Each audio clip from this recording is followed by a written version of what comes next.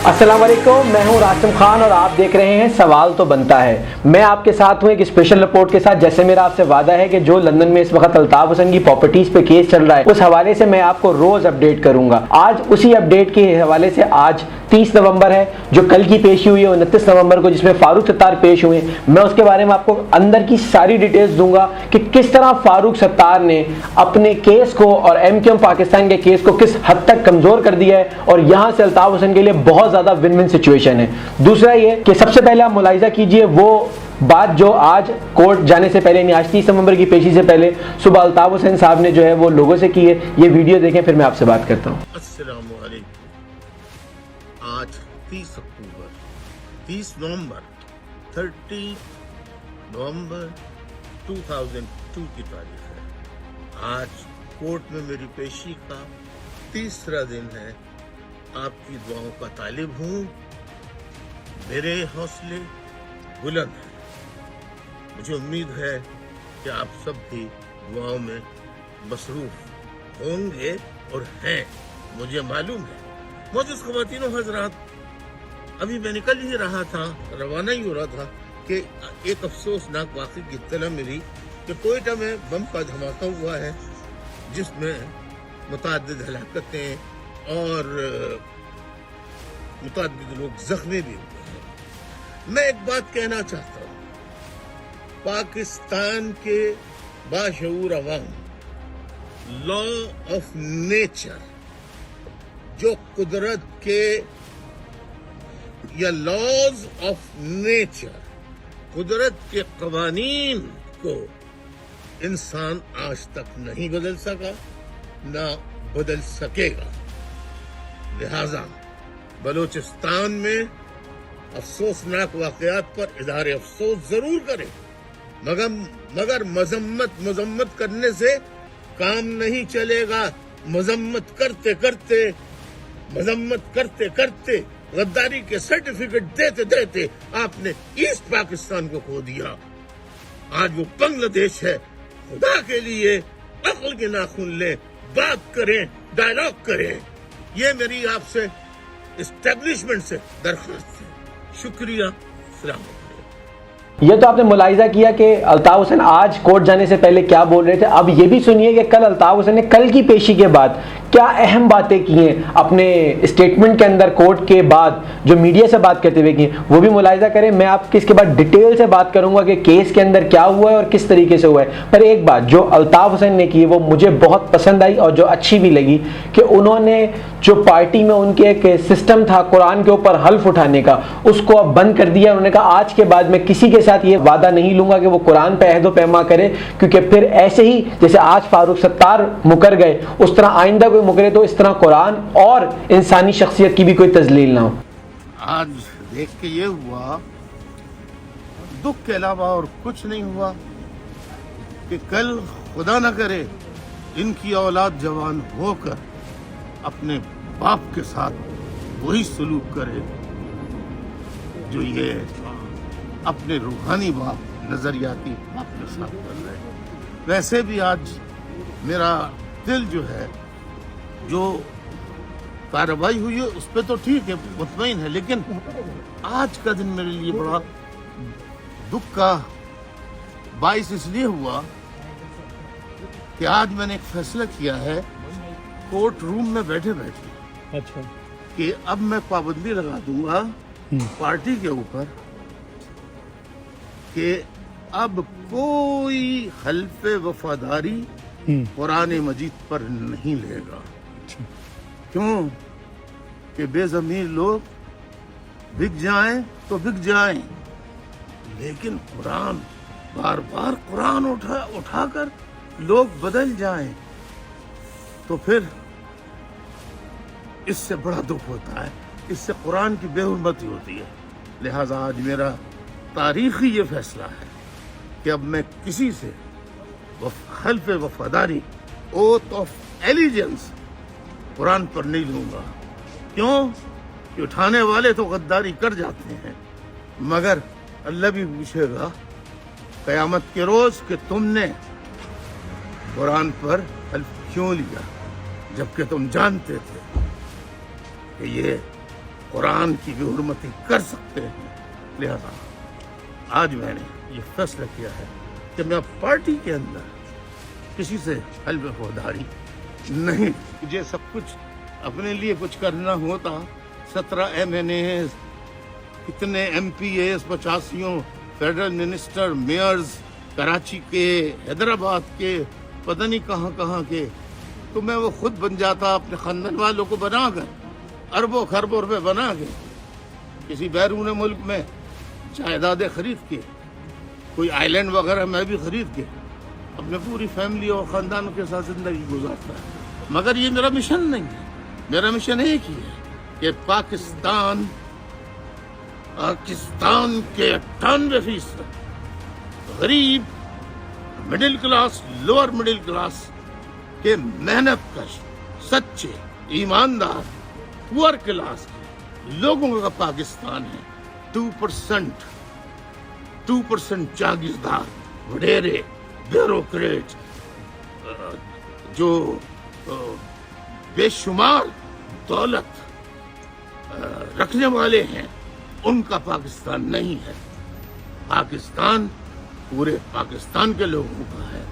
اور عدالتیں ہوں یا کوئی بھی ادارہ ہو، اس کو اپنے دائرے میں رہ کے کام کرنا چاہیے. یہ میرا درس ہے سب کے لیے، پورے پاکستان کے لیے، چاہے وہ فوج ہو، عدلیہ ہو، چاہے وہ کوئی اور ادارہ ہو. میرا خرچہ تو میرے ٹیلی تھون مرتضیٰ علی شاہ بھائی، میرا تو ٹیلی تھون کر کر کے میں پائی کے لیے چندہ مانگ رہا ہوں. لیکن ان کو تو مانگنا نہیں پڑتا، ان کے پاس تو بنڈل کے بنڈل، جن کے کہنے پہ یہ کیس ہوا ہے. میں تو صاف کہہ رہا ہوں، اگر ہو گئے ہیں تو ثابت کریں، اس کیس کو بند کروائیں، اور جو پابندیاں ہیں مجھ پر وہ ختم کرائیں. میرے لوگوں کو جیلوں سے رہا کریں، لاپتہ ساتھیوں کو بازیاب کریں. اور پورے پاکستان میں جو فوج کے خلاف اگر نعرے لگائے ہیں تو وہ بلا وجہ یا ذاتی دشمنی میں نہیں لگائے. انہوں نے فوج کے خلاف نہیں لگائے، انہوں نے کرپٹ جرنیلوں کے خلاف لگائے ہیں. انہوں نے کرپٹ جرنیلوں کے خلاف لگائے ہیں. فوج کے خلاف نہ میں نے کبھی لگایا، نہ میں فوج کے خلاف تھا، نہ میں فوج کے خلاف ہوں. کل بھی میں نے یہ کہا تھا، آج بھی میں. پروگرام کے شروع میں منصور انور صاحب کا مجھے ایک شعر یاد آ گیا. کیا بتائیں بازی وفا کی راہ میں، کون جیتا کون ہارا یہ کہانی پھر سہی. اسی سے شروع کروں گا میں آج کا اپنا پروگرام. فاروق ستار صاحب کل تھے کورٹ میں، لندن کی عدالت میں وایا ویڈیو لنک، اور انہوں نے کل جو کچھ کیا عدالت میں وہ شاید اپنے بانی کو ہی مدد کرنے کے لیے کر دیا. سب سے پہلے میں آپ کو بتا دوں کہ جو میرے پاس معلومات ہے، MQM لندن کے جو وکیل ہیں انہوں نے بہت ہی سخت سوالات کیے فاروق ستار صاحب سے، اور انتہائی جو ہے وہ فاروق ستار صاحب کو کشمکش میں ڈال دیا.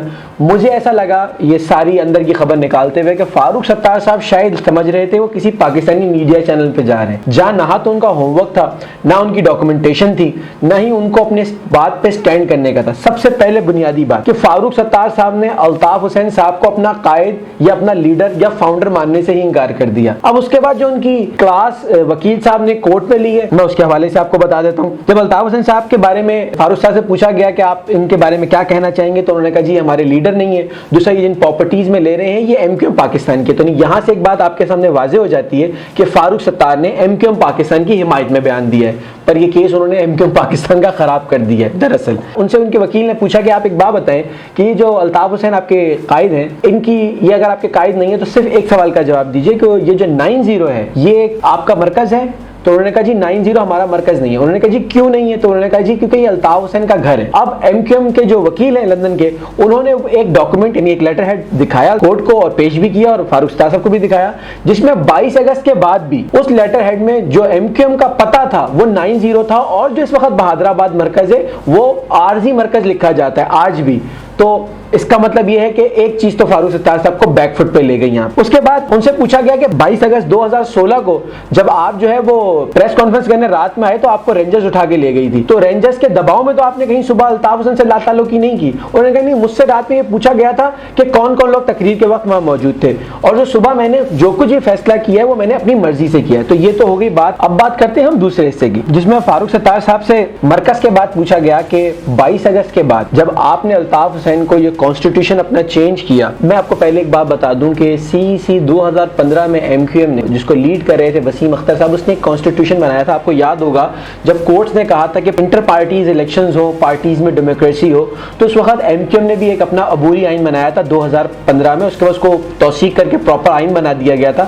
تو ایم کیو ایم کا جو کانسٹیٹیوشن ہے 2015 میں بنا, جو الطاف حسین نے توثیق کے بعد وہ رائج ہو گیا, اس کی روح کے مطابق یعنی آرٹیکل 9 جو ہے اس کے مطابق جو بھی پارٹی فیصلہ کرے گی ایم کیو ایم, وہ اس کی توثیق اس کے قائد فاؤنڈر الطاف حسین کریں گے. تو ان سے یہ بات سوال کیا گیا کہ 22 اگست کے بعد جب آپ نے الطاف حسین کو پارٹی سے نکال دیا تو کیا اس فیصلے کی توثیق آپ نے آرٹیکل 9 کانسٹیٹیوشن کے کروائی ایم کیو ایم کے؟ تو انہوں نے کہا جی ہم نے نہیں کرائی. تو اس کا مطلب ہے انہوں نے اپنے ہی کانسٹیٹیوشن کی وائلیشن کی. اس کے بعد کانسٹیٹیوشن یہ بھی کہتا ہے کہ جو بھی فیصلہ بانی کے پاس توثیق کے لیے جائے گا اس کے لیے 2/3 میجورٹی اور رابطہ کمیٹی چاہیے. اب ایک بات کو سمجھ لیجیے گا, رابطہ کمیٹی کے 2 فیزز تھے, جس میں ایم کیو ایم پاکستان کی یہاں والی رابطہ کمیٹی اور لندن والی رابطہ کمیٹی دونوں نے مل کے فیصلہ کرنا تھا.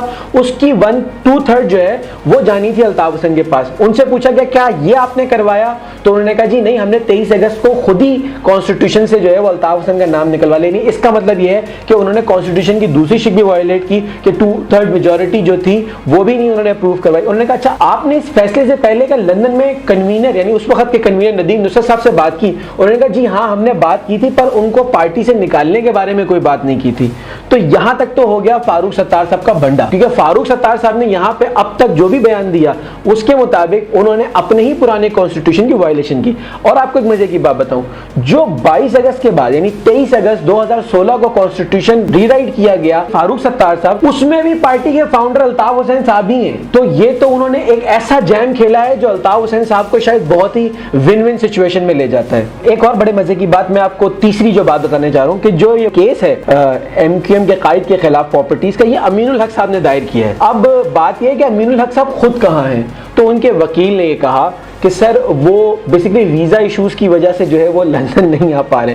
اب میری اس بات پہ تھوڑی سی ہنسی نکل گئی کیونکہ وہ وفاقی وزیر ہیں, ان کے پاس گرین پاسپورٹ ہے, وہ دنیا میں جہاں دل چاہے جا سکتے ہیں, پر کوئی ایشو شاید ہو سکتا ہے. جب میری پرسنلی جو رائے وہ شاید یہ ہے کہ وہ لندن کی عدالت جانا اوائڈ کر رہے ہیں, کیونکہ لندن کی عدالت کے باہر ایم کیو ایم کے جو قائد ہیں, لندن کی جو پارٹی کارکنان ہیں, وہ شاید بڑی تعداد میں وہاں موجود ہیں, نعرے بازی کر رہے ہیں, اس وجہ سے وہ اس کسی بدمزگی کی وجہ سے جانے نہیں چاہتے. اچھا اب یہ بات ہے کہ آج جو فیرنگ ہے اس میں آج جو ہے وہ وسیم اختر صاحب جنہوں نے 2015 میں پارٹی کی توثیق کا آئین بنایا 2/9 کے مطابق 2/3 میجورٹی کے مطابق, آج ان کا شاید بیان ہوگا, آج وہ اپنا بیان دے دیں گے, اور اس کے بعد یہ تینوں حضرات جو جا کے اپنا پھر دوبارہ سے اسٹیٹمنٹ کروائیں گے. اور اس کے بعد جو لندن کے مصطفیٰ عزیز آبادی ہیں اور قاسم رضا صاحب ہیں یا اور دوسرے ممبران ہیں, پھر ان کے بیان جو ہے وہ قلم بند کیے جائیں گے اور اس کے بعد ججمنٹ کو آگے لے کے جایا جائے گا. تو یہاں تک کہ جو کانسٹیٹیوشنل جنگ ہے وہ میرے اپنے خیال سے الطاف حسین کے لیے ون ون کی طرف جا رہی ہے, پر یہ کہنا قبل از وقت ہے کیونکہ کورٹ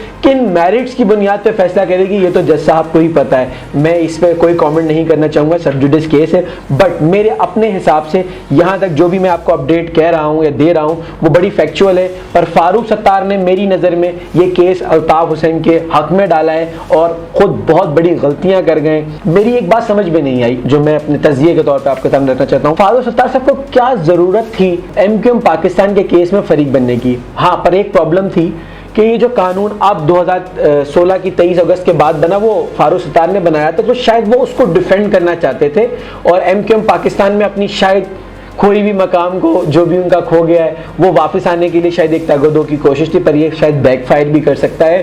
اور میری اپنے اطلاع کے مطابق جو کراچی میں ایم کیو ایم کے وہ لوگ جو الطاف حسین کے لیے نرم گوشہ رکھتے ہیں ان کے اندر ایک سینٹیمنٹس پائے جاتے ہیں ان ایم این ایز اور ایم پی ایز ان لوگوں کے خلاف. آپ نے دیکھا ہوگا کہ ایم کیو ایم میں بہت سکوت کا منظر ہے اور بہت خاموشی مینٹین کی جا رہی ہے. تو اس خاموشی کا یہ کسی طوفان کا پیش خیمہ ہے, یہ تو آنے والا وقت بتائے گا, پر اللہ ہمارے ملک کو اپنی حفظ و امان میں رکھے اور اس شہر کو امن کا گہوارہ بنائیں۔ آج کے لیے بس اتنا ہی، کل ملوں گا اگلی ہیئرنگ کی جو بھی اپڈیٹس ہوگی اس کے ساتھ۔ پاکستان زندہ باد، اللہ حافظ۔